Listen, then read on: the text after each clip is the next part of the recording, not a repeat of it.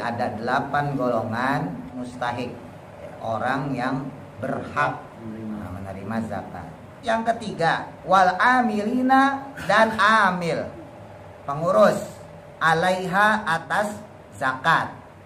Nah, perlu diketahui di zaman Nabi itu nggak ada kepengurusan zakat fitrah. Yang ada itu adalah zakat mal. Makanya ada baitul mal wa tamwil.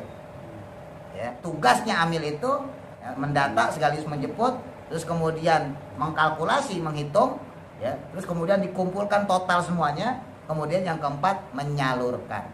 Amil dalam fikih disepakati oleh ulama, yaitu orang yang dia disumpah oleh pemerintah yang sah. Kalau bahasa kita sekarang misalnya tingkat paling tinggi ya presiden, tingkat yang rendahnya ya kelurahan lah. Sekarang masih banyak masjid musola mengatakan amil, nggak boleh. Ya. Nah, itu bahaya tuh, nggak boleh. Ala aqoli, atas kurang atau sedikitnya, min salasatin, dari 3 jenis, min kulisin fin, dari setiap golongan tersebut, ilal amila, kecuali amil. Jadi paling sedikit itu ada 3 asnaf. Ya, makanya yang paling gampang yang dapat tadi itu saya sampaikan, fakir, miskin, sabilillah. Sebab kalau yang lain susah. Ya, gorim, yang berhutang untuk kemaslahatan Islam, ada nggak?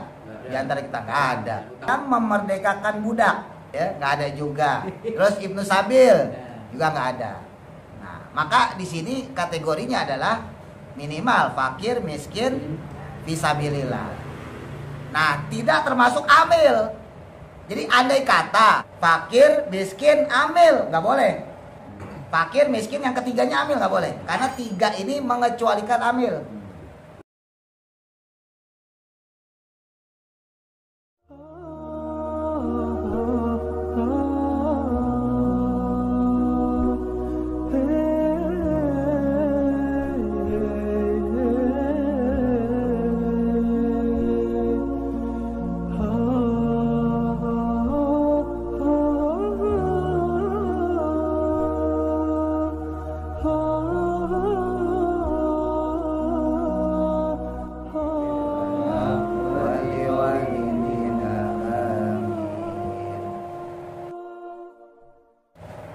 Bismillahirrahmanirrahim. Qala musannifu rahimahullahu ta'ala wa nafa'ana bihi wa bi barakati ulumihi fid dharain amin.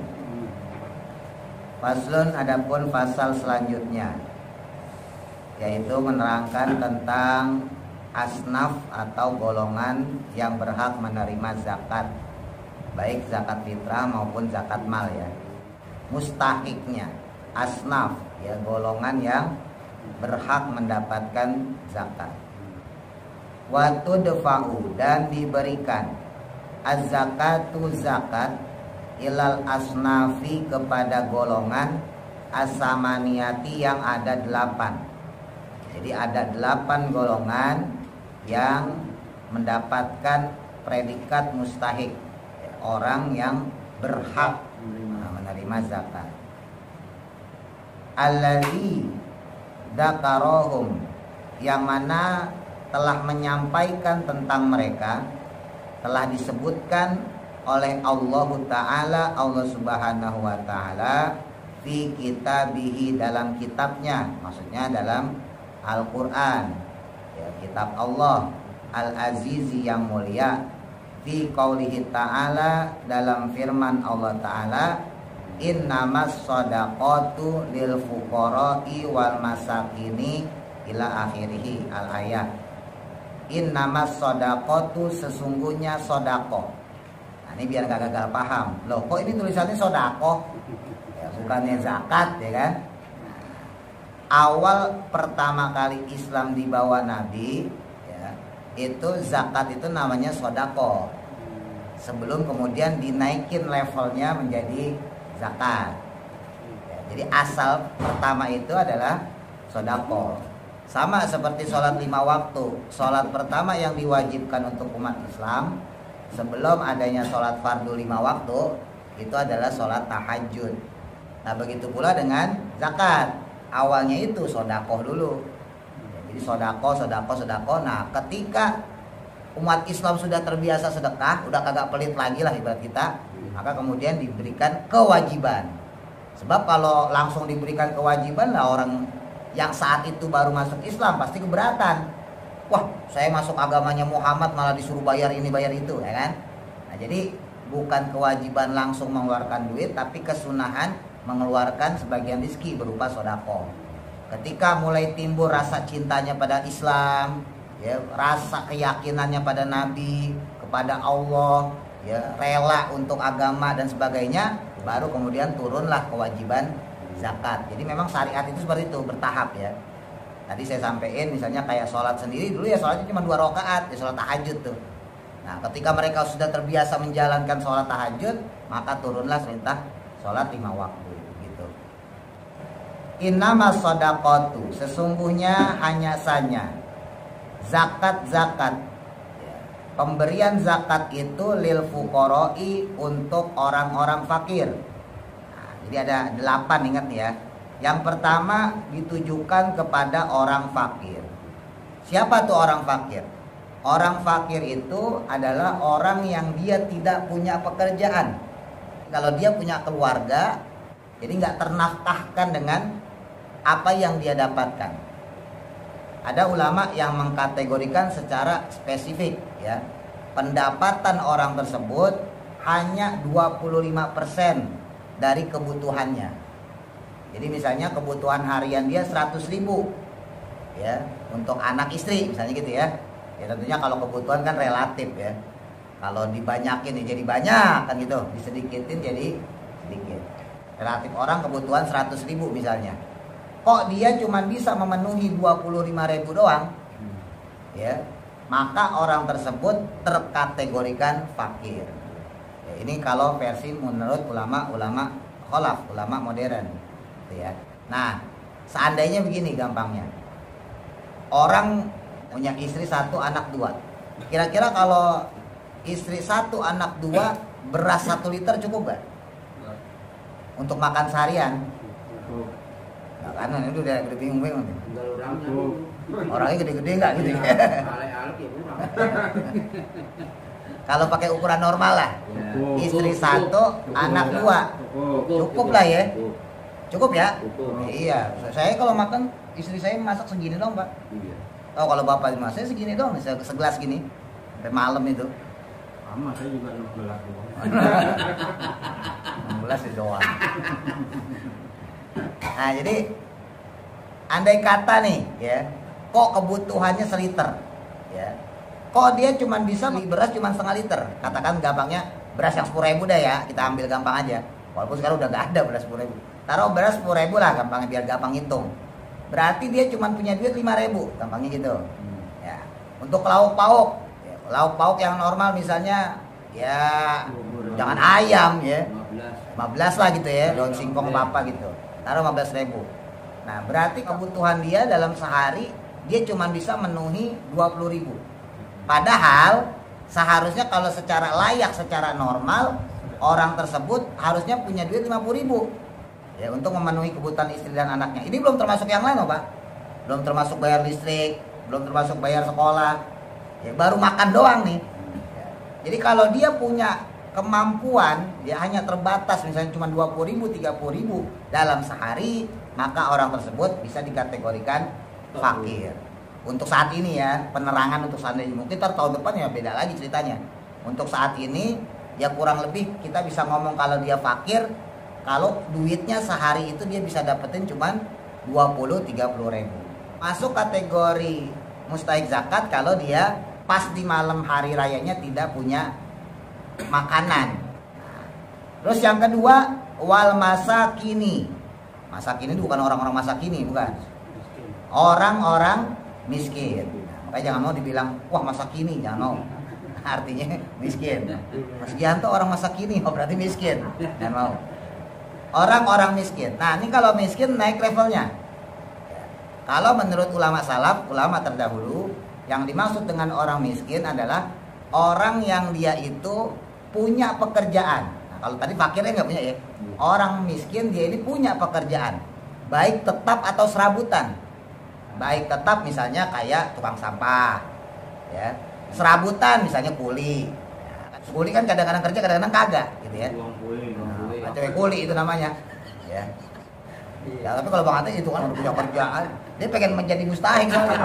Dia tahu akal-akalannya ini. Nah, orang miskin menurut ulama salaf ya adalah mereka yang punya pekerjaan tapi tidak tetap, ya. Atau kebutuhannya itu kalau menurut yang ulama modern hanya mencukupi 50%. Jadi naik nih. Kemampuan dia itu hanya mampu untuk separuh dari kebutuhan dia. Kalau tadi misalnya ya, ada orang kebutuhannya 100.000 sehari, maka dia cuma memenuhi 50.000. Kurang lebih seperti itulah.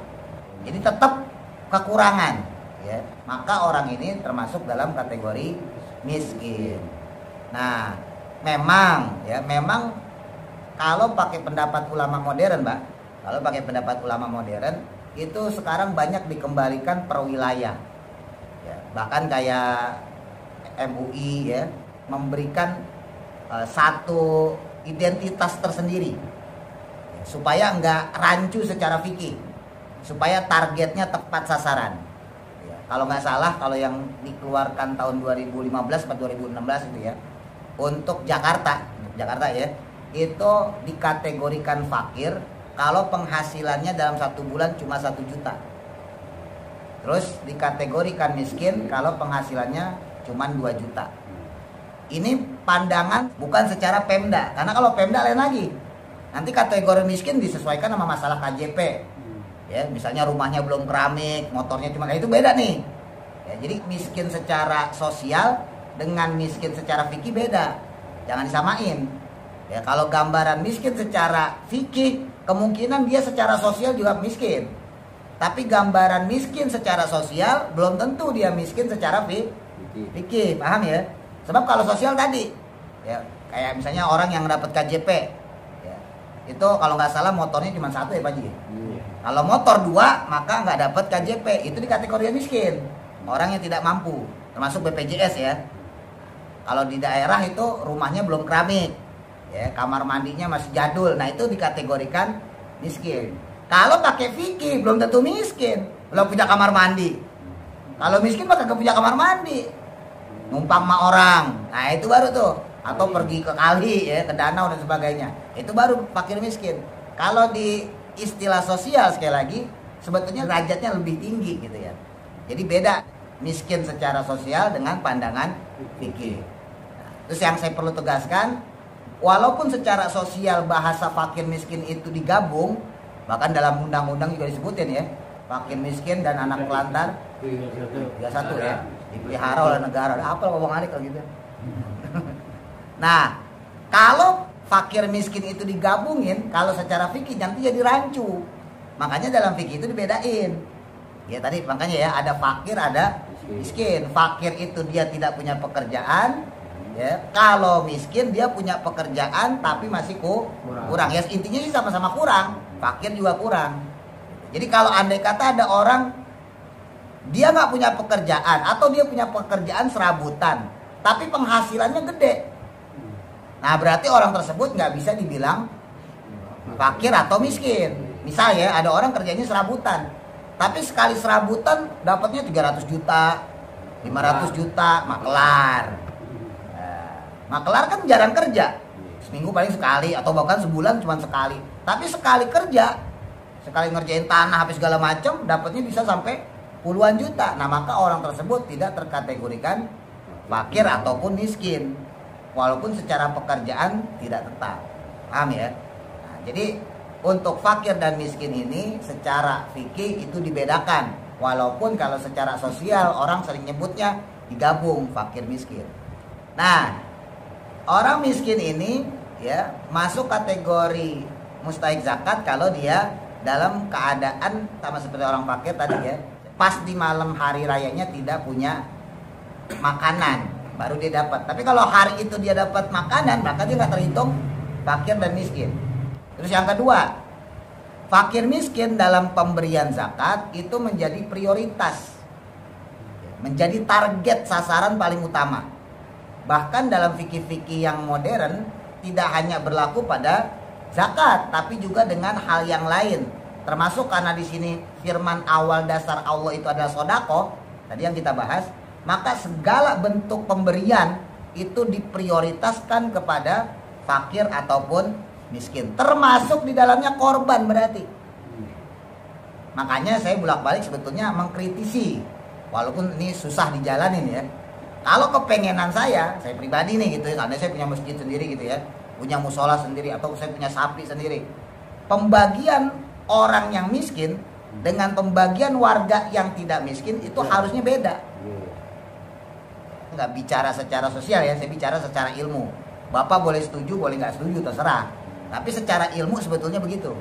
Begitu pula ketika ada pembagian zakat, ya, maka prioritas orang fakir dan miskin itu melebihi daripada mereka yang misalnya ada mustahik atas nama fisabilillah. Jadi katakan ada orang fakir, ada orang miskin, ada orang sabilillah gitu ya. Sama-sama punya istri satu, anak dua. Ya jangan sama-sama dikasih beras 10 liter misalnya gitu. Paham maksudnya ya? Jadi prioritas untuk fakir dan miskin ini berbeda. Dan itu berlaku untuk semua hal. Ya, berhubung besok momennya kurban, sebetulnya termasuk juga di dalamnya kurban. Cuman kalau secara sosial memang agak susah ya, untuk membedakan itu. Ya kadang kita usul kayak gini, ntar yang sono protes, ya kan? Kita pengen begini, yang sono nggak setuju kan gitu. Nah makanya saya nggak mau bicara secara sosial ya, karena memang agak sulit kalau untuk diterapkan. Tapi karena ini ilmu, ya saya tetap nyampein. Kalau seandainya saya sendiri yang jadi ketua musola gitu ya, ketua masjid, ketua korban misalnya gitu dan sebagainya, pasti saya bedain. Jadi misalnya yang orang-orang dapatnya misalnya 1 kilo misalnya gitu ya, maka si fakir miskin kita tambahin 1,5 misalnya gitu, atau 1-2 on atau berapa lah, pokoknya jangan disamain. Paham ya maksudnya ya? Nah memang untuk hal seperti ini karena kebanyakan orang ngedatanya pun pakai status sosial, bukan pakai kacamata fikih, makanya agak sulit untuk diterapkan. Kecuali yang ngedata, yang prosesnya semuanya ngerti fikih. Jadi diseragamin dulu cara berpikirnya. Ketika diseragamin cara berpikirnya baru, oh iya kalau begitu, nah itu kita ambil keputusan untuk orang miskin kita prioritasin, kita tambahin. Baru bisa tuh. Tapi kalau cara pikirnya masih cara pikir sosial, nah itu susah. Apalagi komen adu-aduan. Ya, si Fulan dikasih, udah kita tambahin karena dia miskin, tambahin 2 on misalnya gitu. Ntar yang merasa miskin, wah nggak terima saya dong tambahin juga gitu. Jadinya malah ngadu jadinya gitu. Makanya harus diseragamkan dulu kalau emang punya kepengenan seperti itu ya. Terus yang ketiga, wal amilina, dan amil, pengurus, alaiha, atasnya ya, maksudnya atas zakat. Nah perlu diketahui ya Pak, di zaman Nabi itu nggak ada kepengurusan zakat fitrah. Yang ada itu adalah zakat mal. Makanya ada nama Baitul Mal wa Tamwil.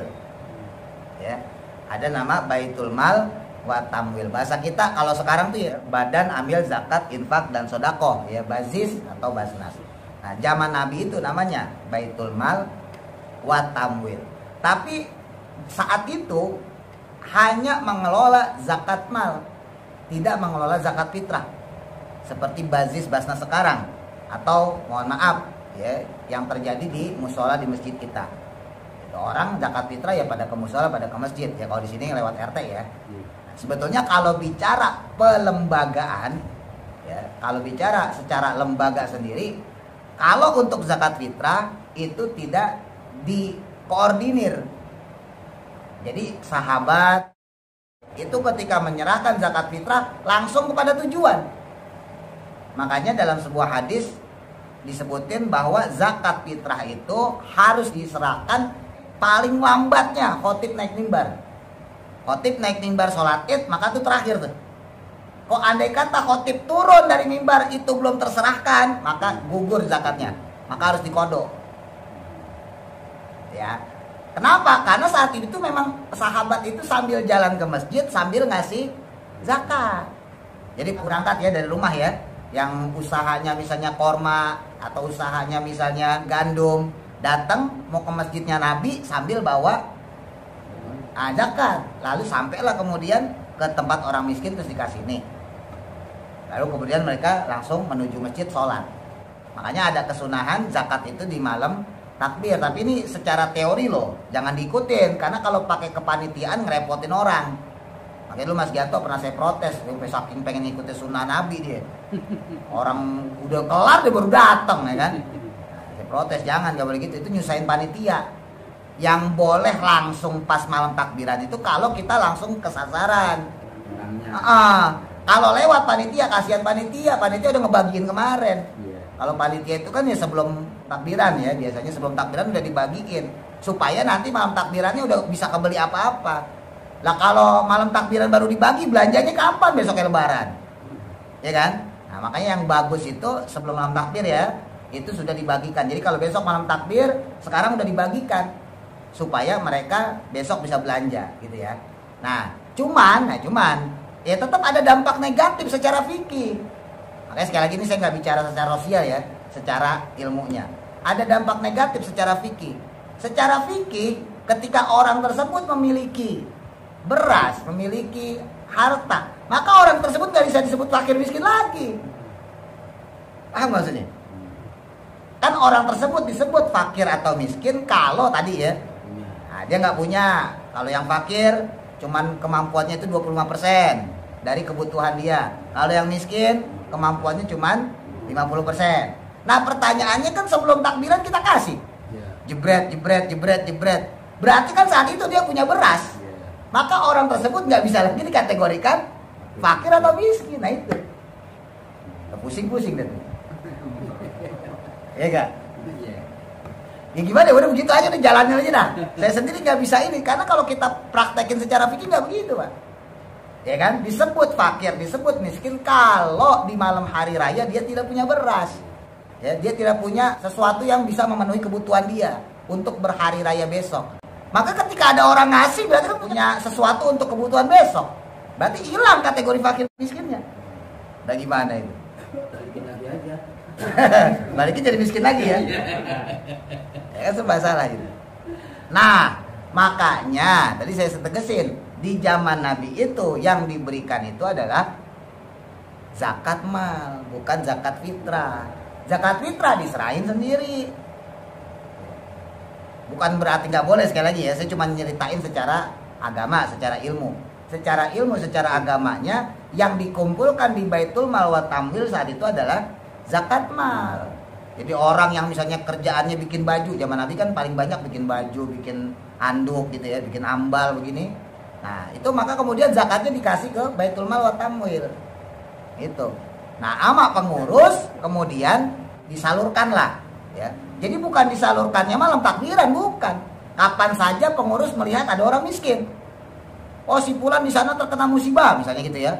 Rumahnya kebakaran atau rumahnya rubuh, datang petugas Baitul Mal wa Tamwil. Apa yang dibutuhkan? Ya, makanan, selimut gitu dan sebagainya yang ada di gudangnya Baitul Mal wa Tamwil saat itu. Kebayang ya gambarannya ya. Jadi seperti itu. Jadi nggak seperti yang sekarang, nggak seperti yang Bazis, Basnas sekarang, enggak. Jadi mereka hanya mengelola untuk zakat mal, bukan mengelola zakat fitrah. Makanya terjadi perdebatan, apakah boleh orang mengirim ke Bazis atau Basnas dengan status zakat fitrah. Itu terjadi perdebatan antara ulama ya di MUI khususnya. Sampai sekarang itu belum kelar itu. Nah, kita berhubung nggak tahu ya udah biarin aja, udah biar mereka yang mikirin. Tapi memang kalau secara tarikhnya, secara sejarahnya, latar belakangnya ada Baitul Mal wa Tamwil itu bukan karena adanya zakat fitrah, tapi karena adanya zakat mal. Kan periodenya itu udah di Madinah ya Pak. Zakat itu sudah di Madinah. Kalau Nabi di Mekah belum diwajibin zakat. Itu kan ekonomi orang Madinah, orang Islam maksudnya ya, itu sudah mulai maju tuh. Dagangnya sudah mulai bagus ya. Makanya diadain Baitul Mal wa Tamwil tadi. Ya punya misi jangan sampai ada orang miskin lagi di Madinah.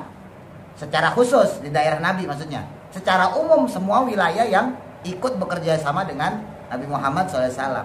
Jangan sampai lagi ada orang miskin. Itu target misi utamanya Baitul Mal wa Tamwil.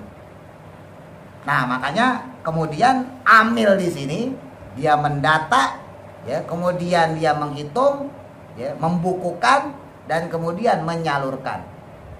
Jadi tugasnya amil itu ya dia mendata, ya mendata termasuk menjemput ya.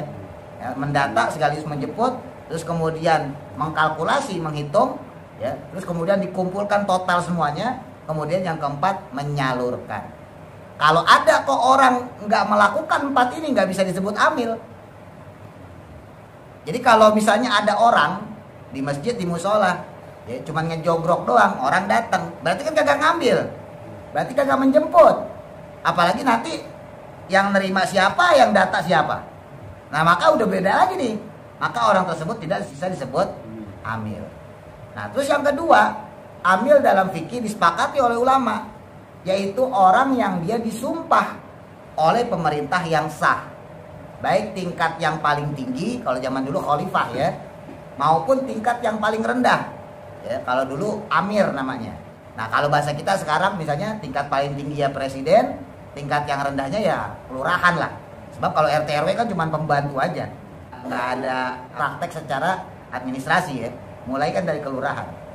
Nah jadi andai kata ada orang mengaku amil, itu sah kalau dia pernah disumpah. Bahasa kita gampangnya dapat SK ya, dapat surat pengangkatan, dapat surat keputusan yang menandakan dia sebagai orang yang ditunjuk sebagai amil. Ketika dia disumpah, ditunjuk sebagai amil, maka sahlah dia sebagai amil dan dia mendapatkan zakat sebagai mustahil. Nah jadi jelas ya, makanya dulu waktu saya masuk di Baitul Ridwan ya pelan-pelan Mas Atang tahu nih, Mas kita juga mungkin tahu. Awal-awal pelan-pelan lagi-lagi karena memang secara sosial banyak praktek agama kita yang salah ya. Itu saya kasih tahu ya, kalau memang mau dikasih ya jangan pakai nama amil ya, lu ada itu amil. Terus gimana kasihnya? Ya udah ambil misalnya 3 kategori deh, fakir, miskin, sabilillah, udah. Dan nanti ada orang misalnya gitu ya, jamaah misalnya gitu, misalnya kayak Bagora nih ya, Bagora kebetulan nerima zakat, jangan dimasukin amil karena dia bukan amil. Ya udah masukin aja kategori miskin. Wah malu dong masuk gua kasih miskin. Ya udah kategori sabilillah, lebih aman. Paham maksudnya ya? Kalau emang malu gitu. Tapi jangan amil, karena kalau amil salah secara fikih. Walaupun sampai sekarang masih banyak masjid musola mengatakan amil, nggak boleh. Ya, jadi amil itu adalah mereka yang memang ditunjuk secara khusus. Ya, bahkan disumpah. Kalau disumpah kan berarti kan ada perjanjian, Pak. Ya, perkara antar dia bohong apa enggak itu urusan dia ya. Tapi kan ketika disumpah berarti ada penunjukan secara sah, baik secara kenegaraan maupun secara agama. Gitu. Wal mu'allafati, dan kemudian mu'allaf qulubuhum, yang dari hati-hati mereka. Nah, mu'allaf ya di sini disebutin, dikategorikan ya qulubuhum, yaitu yang dari hati-hati mereka. Jadi ada pembatasan menurut ulama ya, karena ada kata qulubuhum ya, dari kolbu mereka, dari hati-hati mereka. Pembatasan di sini diantaranya kalau mu'allaf tersebut dipaksa ya, bukan karena kerelaan untuk masuk Islam, maka dia tidak termasuk mustahil. Terus yang kedua, mu'allaf tersebut belum bisa sempurna dalam melaksanakan ibadah, misalnya sholat, puasa, zakat dan sebagainya, terutama sholat. Kalau dia belum bisa sempurna melaksanakan sholat, maka selama itu juga dia mendapatkan hak sebagai mustahil. Nah, tapi sama ulama modern dibatasi dengan kaulnya Imam Syafi'i, maksimal mu'alaf itu 3 tahun. Karena kalau memang dia mu'alaf beneran, sungguh-sungguh rela masuk Islam, maka insya Allah dalam 3 tahun dia bisa melaksanakan sholat. Abong aja 3 tahun gak bisa sholat. Perkara gak dijalanin itu urusan lain ya. Tapi ketika disuruh kamu coba praktek sholat, oh bisa, ya udah, berarti orang tersebut tidak lagi dikatakan mu'alaf. Lagi-lagi secara sosial ini berbenturan. Ada orang udah 10 tahun masih aja dibilang mu'alaf. Ya enggak? Ada penceramahnya siapa? Sebulan, wah itu mu'alaf. Ya salah, dulunya kapan gitu kan? Udah tahun 2010 misalnya, lu ada 14 tahun. Berarti sudah tidak bisa lagi disebut mu'alaf. Cuman lagi-lagi ya, secara sosial orang masih ngomong-ngomong kayak gitu. Kalau secara fikih enggak. Kalau dia sudah bisa sholat, maka orang tersebut tidak lagi bisa disebut mu'alaf. Lah udah ceramah, berarti kan pasti bisa sholat dong. Logikanya begitu. Orang udah bisa ceramah, apalagi cuma sholat, pasti bisa. Atau kalau secara spesifik lagi, menggunakan kaulnya mazhab Syafi'i yang kita pakai, yaitu 3 tahun. 3 tahun bisa sholat, kagak bisa sholat, maka orang tersebut tidak lagi dikategorikan sebagai mu'alla. Gitu ya. Wafir riqabi, dan kemudian selanjutnya yang memerdekakan budak. Diklasifikasi sama ulama, bisa budak itu tawanan perang, bisa juga budak yang ingin merdeka dari orang kafir. Ya, zaman dulu kan, zaman Nabi kan, ada orang yang ditawan ketika perang ya. Umat Islam perang misalnya sama orang kafir Mekah, atau perang sama orang Syam misalnya, ditahan nih. Nah maka ketika ada orang yang membebaskan budak tersebut, itu namanya riqab. Atau berada pada daerah kota Madinah sendiri di zaman Nabi, tapi tuannya ya, tuannya ini adalah orang kafir. Orang Islam pengen merdekain dia. Oh ini kamu saya bayarin aja supaya bisa merdeka gitu ya, dari tuan kamu, supaya kamu gak jadi budak tuan kamu lagi. Nah, maka orang tersebut yang memerdekakan itu diperbolehkan juga menerima zakat. Untuk saat ini mungkin udah gak ada ya. Untuk yang riqab udah ada. Wal gharimina, dan kemudian orang yang berhutang. Wah ini banyak nih kalau gitu. Nah siapa yang dimaksud dengan gharim? Orang yang berhutang. Ya, ini saya jelasin satu persatu biar Bapak paham soalnya. Karena banyak orang ngerti mustahik dong, tapi nggak paham definisinya, nggak paham pengertiannya ya. Nah, yang dimaksud gharim dalam fikih, orang yang punya utang, ya. Kalau utangnya itu untuk kemaslahatan atau untuk syiar Islam. Kalau gharimnya punya utangnya karena kepentingan pribadi, maka tidak termasuk orang yang mendapat mustahik zakat. Saya beri contoh begini, ada orang pengen ngebangun masjid, targetnya 1 miliar misalnya gitu. Dia pegang duit 1 miliar, ya namanya bangunan kan Pak ya, pasti biasanya lebih. Megang duit 1 miliar karena ancang-ancang dari arsiteknya, ukuran segala macam udah dipasin 1 miliar Pak, bener Pak. Ya udah jalan deh berangkat. Ternyata pas pemborong udah mulai melakukan pembuatan masjid, pembangunan masjid, ternyata kurang. Kurang berapa Pak? Wah kurang lebih 200 juta nih. Ya udah deh. Maka orang tersebut ngebon dulu nih misalnya ke material. Ini berarti kan dia punya utang. Nah, gharim yang seperti ini maka diperbolehkan mendapatkan zakat. Paham ya maksudnya ya? Jadi orang yang berhutang, sekalipun dia orang kaya Pak, sekalipun dia orang kaya, tapi karena dia ngebangun satu untuk maslahat umat, maka orang tersebut diperbolehkan menerima zakat. Tapi tentunya ini kan nggak skala prioritas. Ya ingat, skala prioritasnya tadi siapa? Fakir dan miskin. Gitu. Paham ya? Terus kemudian wafi sabilillah, yang ketujuh yaitu orang yang berjuang di jalan Allah. Fi sabilillah punya 2 makna. Kalau menurut ulama salaf, ulama terdahulu, jelas ya, yaitu mereka-mereka yang berjuang di medan perang. Ya. Berjuang di medan perang ya berarti jihad. Ya, fi sabilillah melawan musuh-musuh agama Islam. Kalau menurut ulama salaf. Tapi kalau menurut ulama khalaf, ulama modern, yang dimaksud fi sabilillah adalah siapa saja berarti bebas. Ya, siapa saja mereka-mereka yang menyalurkan kemampuannya yang dia miliki sebagai bentuk daripada kekuatan Islam, baik sifatnya sosial, pendidikan maupun secara hukum. Misal ya, ada orang dia punya kantor pengacara misalnya gitu, tapi dia khusus untuk ngebela orang-orang Islam yang miskin. Kalau ada orang Islam miskin kena kasus, dibela sama dia. Berarti kategori ini termasuk fisabilillah menurut ulama khalaf ya, menurut ulama modern. Kalau yang ulama salaf kita nggak usah berdebat lagi. Jadi syaratnya harus perang. Ya kalau ini udah nggak didebatin. Yang diperdebatkan sekarang adalah yang khalaf ini, ulama yang modern.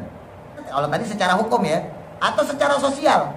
Ada orang punya yayasan yatim piatu. Kan Nabi ngajurin kita ngasih makan anak yatim gitu ya. ngebaikin anak yatim. Nah ini orang punya yayasan yatim piatu, berarti dia terkategori fisabilillah. Atau dari sisi pendidikan. Nah ini kalau ngomong kayak gini gak enak nih saya nih. Misalnya saya ngajar, saya punya anak murid, saya punya jamaah. Ya, kadang-kadang saya harus mengeluarkan yang lebih ibaratnya gitu dari yang saya punya. Nah maka saya juga termasuk kategori fisabilillah. Jadi dalam hal ini dari segala aspek yang pokoknya untuk tujuan Islam, maka orang tersebut termasuk fisabilillah. Makanya tadi kayak misalnya Mbak Gora nih, hidupnya di musola, bersihin musola. Haji Kohar, hidupnya di musola, bahasanya gitu ya, gampangnya. Imamin segala macam, maka bisa dikategorikan fisabilillah. Gak apa-apa, terima. Makanya waktu kemarin saya ngomong kalau ada orang terima Pak Haji, tapi jangan menjadikan diri sebagai amil. Nah itu, ngomong aja sabilillah. Saya sebagai sabilillah, saya terima. Iya. Karena kalau udah amil bahaya, udah beda konteksnya. Ya, kalau amil harus menjemput. Dan sekarang kan kagak ngejemput, datang diri. Harus mendata, menulis aja kagak bisa. Ya kan? Harus mengkalkulasi, mentotal semuanya. Lalu kemudian mendistribusikan, memberikan kepada yang berhak. Itu amil. Tapi kalau sabilillah enggak. Tugasnya cuma bela agama. Sekali lagi, dalam sisi apapun ya. Bisa berjuang dalam artian pendidikan, bisa berjuang dalam artian sosial tadi, bisa juga berjuang dalam artian hukum. Nah itu baru dikategorikan fisabilillah. Wa bani sabil, dan yang ke-8 adalah ibnu sabil. Ibnu sabil itu adalah orang yang berada di perjalanan, bahasa kita gampangnya musafir, yang kehabisan bekal, yang bukan untuk maksiat. Jadi syaratnya yang pertama, ibnu sabil itu orang yang dia dalam perjalanan, kehabisan bekal, tidak untuk maksiat. Jadi ada 3 ya, kalau dia cuman dalam perjalanan doang, tapi nggak kehabisan bekal, dia masih punya duit, maka orang tersebut tidak termasuk ibnu sabil. Ya. Atau ada orang dalam perjalanan kehabisan bekal, tapi tujuannya bermaksiat, pengen ngerampok, pengen ngebunuh, pengen begini, pengen begitu yang jelek-jelek, maka orang tersebut juga tidak terkategorikan sebagai ibnu sabil. Jadi andai kata ada orang ya lewat nih, ya, pas malam takbiran, yang kita nggak tahu tentunya ya. Ya mungkin dia mau pulang kampung apa gimana, kehabisan bekal, tiba-tiba dia ngomong datang kepada kita. Saya nggak ngomong bener apa enggak loh, ini ya, cerita doang. Andai kata ada orang tiba-tiba datang, Pak saya pengen pulang kampung Pak, ke Jawa, saya nggak punya duit saya tinggal 10.000 nih, nggak cukup ini. Nah maka orang tersebut bisa dikategorikan sebagai ibnu sabil. Saya habisin ya. Wa ilaman, dan kepada orang yujadu yang ada minhum daripada mereka. Jadi ada klasifikasi untuk pembagian mustahik itu sendiri. Jadi nggak mesti harus 8-8-nya. Jadi seandainya ada masjid, musola dan sebagainya ya, termasuk bazis, basnas, nggak harus 8-8-nya diberikan. Jadi yang ada aja yang bisa ditemukan. Ya, yang bisa ditemukan dari 8 asnaf tadi. Tapi walayak tasiru, ya tidak boleh diringkas, ya nggak boleh digampangin kalau bahasa kita. Ya udah ambilnya satu aja deh, mustahiknya misalnya. Sabilillah doang. Wah, ya kan? Fakir miskin berhubung sudah tidak ada. Kalau zaman sekarang begitu. Berhubung di tempat kita sudah tidak ada fakir miskin, udah sabilillah. Akhirnya semua pengurus dapat semua. Nah, itu bahaya tuh, nggak boleh. Ala aqoli, atas kurang atau sedikitnya. Nah nih, min salah satin dari 3 jenis. Min kulisin fin, dari setiap golongan tersebut. Ilal amila, kecuali amil. Ini penting nih. Jadi paling sedikit itu ada 3 asnaf. Ya, makanya yang paling gampang yang dapat tadi itu saya sampaikan. Fakir, miskin, sabilillah. Sebab kalau yang lain susah. Ya, gorim yang berhutang untuk kemaslahatan Islam. Ada nggak? Di antara kita nggak ada. Utang pribadi banyak. Utang pribadi banyak. Tapi nggak dapat. Nggak dapat. Budak, ya nggak ada juga. Terus ibnu sabil juga nggak ada. Maka di sini kategorinya adalah minimal fakir, miskin, fisabilillah. Nah, tidak termasuk amil. Jadi andai kata fakir, miskin, amil, nggak boleh. Ya, paham maksudnya? Fakir, miskin, yang ketiganya amil nggak boleh. Karena 3 ini mengecualikan amil. Jadi kalau 4 sama amil nggak apa-apa. Fakir, miskin, sabilillah, amil, itu nggak apa-apa. Tapi ini amil yang bener loh. Iya. Bukan musala masjid, sekali lagi ya. Musala masjid bukan amil. Titik. Wa khamsatun, dan ada 5 orang atau 5 golongan. La yajuzu, yang tidak boleh daf'uha, untuk mendapatkan zakat. Ilaihim, kepada mereka. Ada 5 golongan yang nggak boleh diberikan zakat. Siapa saja? Yang pertama, al-ghaniyu, orang kaya, jelas. Bimalin, dengan hartanya, au kasbin, atau dengan usahanya. Ada orang sepuh, ya, sawahnya banyak, pensiunan dapat. Misalnya kayak Pak Haji Larno lah, ya, kan kagak kerja, nggak bisa kita sebut miskin. Kata Pak Ustadz kan definisinya tidak mau kerja, nggak bisa, dia punya penghasilan pensiunan, ya, tidak masuk kategori miskin. Ada juga kadang orang nih, ini sering terjadi nih Pak, ya, janda, dia janda, lah kalau jandanya kaya, kagak termasuk miskin, kagak termasuk fakir. Itu kasih tuh siapa? Janda. Dan janda mah kalau jandanya kaya kagak dapet. Kalau jandanya miskin dia dapat karena miskin, bukan karena jandanya. Itu anak yatim kasih. Nah, dia dikasih itu kalau dia miskin, maka dikasihnya itu karena status dia miskin, bukan karena anak yatim. Nah, anak yatim kalau ibunya kaya kagak dapet. Dapatnya itu karena miskinnya, bukan karena yatim piatunya. Atau janda tadi, janda dikasih bukan karena dia jandanya, tapi karena miskinnya. Kalau jandanya kaya ya kagak termasuk kategori mustahil. Ya, wal abdu, dan budak juga nggak dapet, ya, kecuali tadi orang yang memerdekakan budaknya, nah itu dapet. Atau ada pendapat ulama lain, budak mukatab, budak yang dia punya perjanjian dengan tuannya untuk memerdekakan diri. Jadi zaman Nabi itu ada, dia pengen merdeka, perjanjian sama tuannya. Tuan, saya pengen merdeka, berapa harga saya? Misalnya dikatakan, oh harga kamu 100 dirham misalnya. Ya udah, setiap hari saya cicil 5 dirham. Jadi dia selain melayani tuannya, atas izin tuannya, dia juga keluar dagang, nguli segala macam. Ketika punya duit dikasih ke tuannya 5 dirham, 5 dirham, 5 dirham. Nah, itu disebutnya budak mukatab. Nah, ada beberapa ulama memperbolehkan budak mukatab itu mustahil. Wa banu Hasyimin, dan keturunan Bani Hasyim. Wa banul Muthalibi, dan Bani Muthalib, berarti keturunan Nabi, zuriyah. Kagak boleh Habib dikasih zakat, songong. Ya, kalau mau ngasih hadiah ya udah duit bisaroh apa segala macam. Enggak boleh. Ya, kalau ustadz boleh. Nah, kalau Habib kagak boleh. Ya, beda nih. Nah, kalau Habib ya jatuhnya Bani Hasyim. Ya. Tapi saya sendiri sering ngomong kalau masih ada yang prioritas, sekali lagi ya, usahakan. Khususnya zakat mal. Kalau zakat fitrah mah karuan lah. Nah, bapak-bapak nih yang hadir ya, usahain kalau bisa zakat mal, karena kita tuh wajib zakat mal loh. Ya, maksudnya nggak mampunya tuh punya tabungan. Lah tabungan itu kalau kita hitung yang kemarin, ya, misalnya kurang lebih sekitar 1 kali panenan ya, kalau disamain sama padi ya, sawah ya, 1 kali panenan yang kurang lebih totalnya itu misalnya 6.200.000. Maka orang yang punya duit 6.200.000 dalam setahun itu wajib zakat mal. Ini saya mandang nih, nggak tahu sih kalau benar apa salah, tapi kalau saya mandang kayak Mas Gianto punya, ya, Pak Is punya, Mbak Gora enggak lah kalau Mbak Gora. Tapi nggak tahu juga, kalau punya saya nggak tahu juga nih. Tapi dugaan saya nggak punya, Mas Tatang punya, Pak Joko enggak lah, Bang Alex saya yakin punya. Makanya orang-orang seperti kita ini harus ngeluarin zakat mal, targetnya itu. Nah itu dia, karena kita nyangkanya zakat mal itu cuma buat orang yang kaya-kaya, padahal enggak. Kan ada nisabnya, ada ukurannya.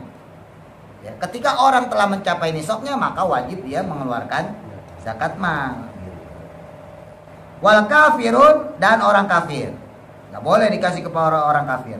Waman, dan juga orang talzamul muzaki, yang wajib bagi muzaki nafaqatuhu, akan nafkahnya dia.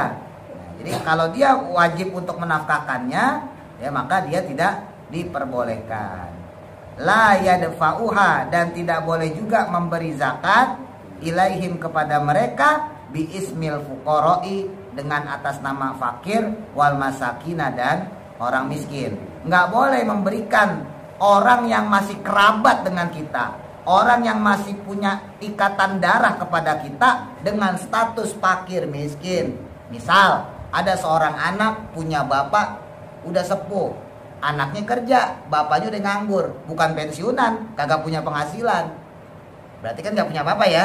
Walaupun secara status dia miskin, tapi nggak boleh anak ngasih zakat fitrah atau zakat mal kepada bapaknya. Nggak boleh, haram. Nah, karena kewajiban, karena nafkah. Anak songong sama. Iya. Ya nggak usah anak deh kalau ekstrim, adik kakak. Kan banyak nih diantara kita, mungkin kitanya enak, mungkin adik kita ekonominya kurang. Atau kita punya kakak ekonominya kurang. Nggak boleh kakak kita atau adik kita dikasih zakat. Oh sayang, daripada ke musola, ke masjid, ke orang lain, mending ke kakak sendiri, ke adik sendiri. Ya dulur dewe lah, sing butuh. Nggak boleh. Bukan zakat yang melakukan. Nah, Nasi yang ya itu dia. Karena yang ada ikatan darah kepada kita, kakak kita, adik kita, termasuk orang tua, itu kewajiban nafkah kita. Jadi kalau kita ngasih itu kewajiban, bukan sedekah juga, kewajiban. Kalau sedekah mah sunnah, Pak. Kewajiban. Jadi kalau kita punya kakak, kakak kita kelaparan, atau kita punya adik, adik kita kelaparan, kita dosa. Itu kewajiban. Saya tegasin makanya. Kalau sedekah kan sunnah. Ngasih syukur enggak, ya udah kan begitu. Ini kewajiban. Kalau kewajiban berarti kita wajib menafkahi. Kalau kita punya kakak, kalau dia nggak punya beras, wajib ngasih beras. Kalau kita punya adik, adik kita kalau nggak punya beras, wajib ngasih beras. Karena kita masih punya ikatan darah. Ya, jadi orang-orang yang masih punya ikatan darah kepada kita, termasuk orang tua ya, adik, kakak dan sebagainya, maka dia tidak diperbolehkan menerima zakat dari kita. Ya. Wallahu a'lam, mudah-mudahan manfaat. Al-Fatihah.